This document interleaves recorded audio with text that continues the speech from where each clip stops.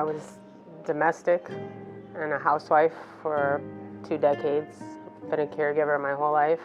My husband's addiction was spiraling out of control.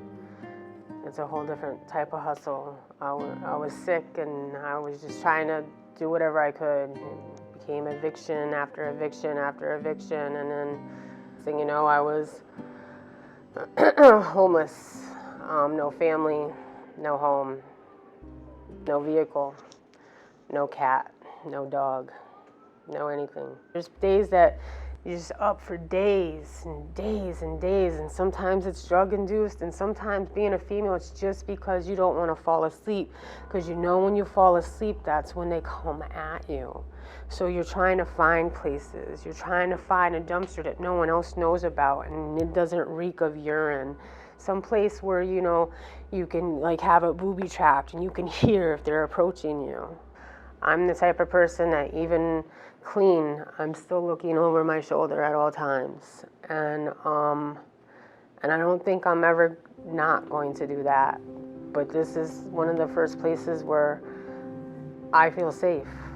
So, you know, we really are a mission-driven organization. Our mission really is to end homelessness. And we do that by providing a variety of different services, including day shelter, food pantry, soup kitchens.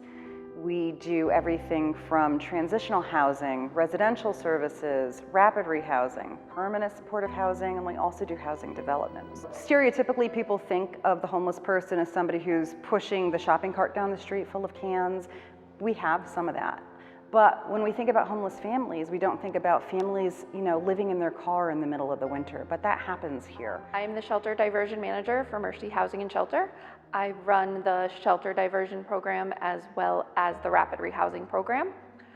In a nutshell, shelter diversion is really thinking creatively about anything we can do to keep someone from becoming homeless. It could be mediating with a landlord for somebody who might be becoming evicted.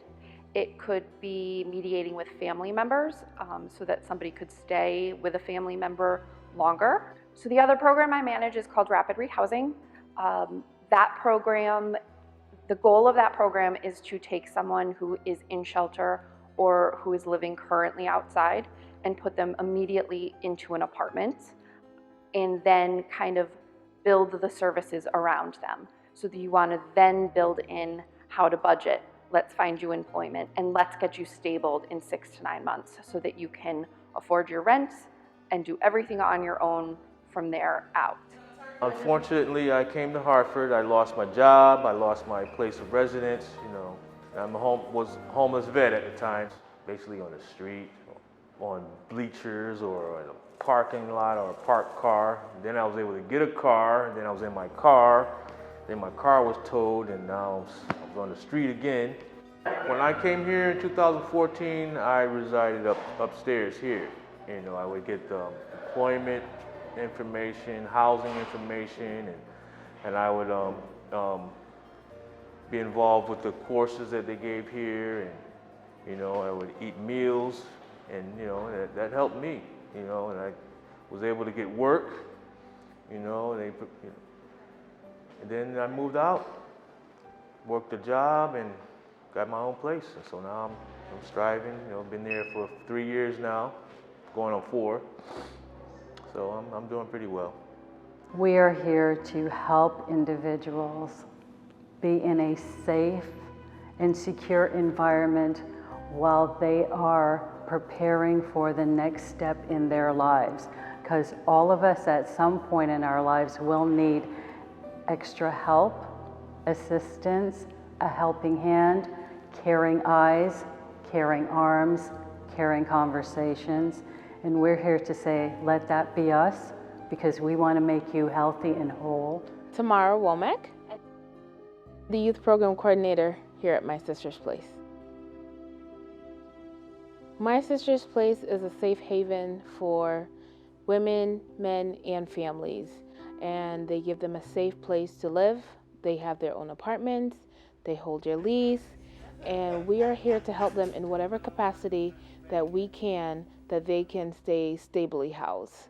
It's definitely more affordable. I'm able to save money also while living here because they teach you money management and stuff. So it kind of helps me because, as my mom says, money burns a hole in my pocket. So I'm constantly trying to spend money on things I don't need, and they teach me, things you actually need, that's what you need to be spending it on. This is my first apartment building I ever lived in. I never lived in an apartment building before.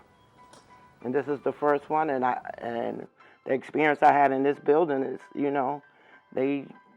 they have security, they make sure that everything is okay, they do wellness checks since the COVID-19 has came out. I just appreciate them, and I'm glad that they're here for us.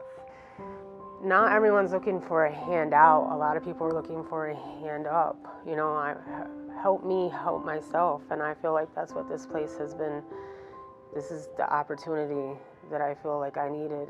It can be overwhelming when there's so many people, there's so many phone calls, there's so many appointments, and you just can feel buried sometimes. But when you have that one really solid success story and you know that you really helped that one person that day, kind of makes you want to come back tomorrow and do it again. And okay, so how do I help 2 people tomorrow? And how do I help 3 people the next day? That can be really huge. Just knowing that I can help one person is the greatest reward for me. But knowing that I've helped over hundreds of kids has just been amazing. When you're looking into someone else's eyes and you feel how they're feeling, they need to know that you care.